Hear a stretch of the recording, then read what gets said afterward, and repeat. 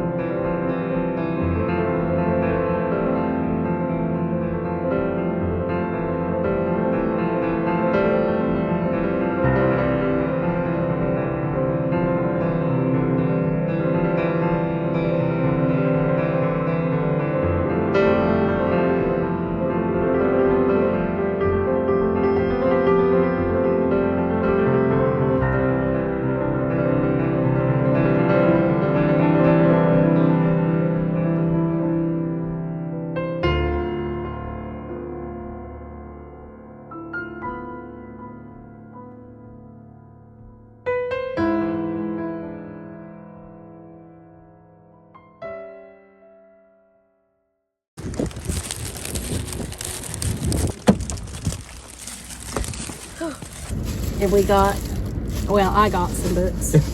I got The Search for Wondla. I read half of this book when I was in like middle school and absolutely loved it, and I have not finished it yet. But then I saw that they had more in the series come out, so I got 1 and 2. Now we're off to coffee. Probably. I think we probably need it. Yeah, I think we're going to get coffee, and then we get to tour the house tomorrow.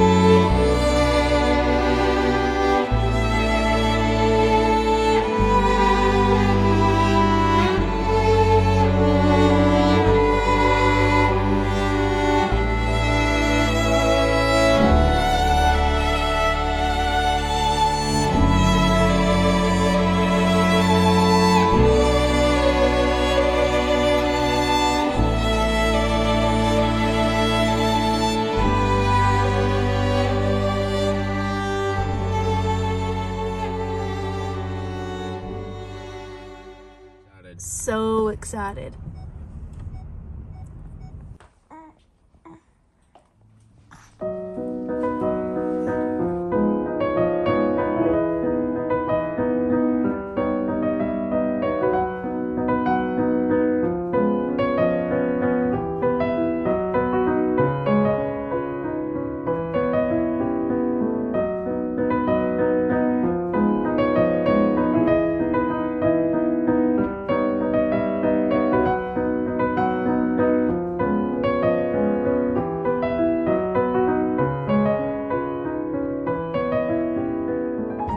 So we just got done shopping at a place in downtown Asheville called Biltmore Books, and I will put a picture up here of their website and things like that.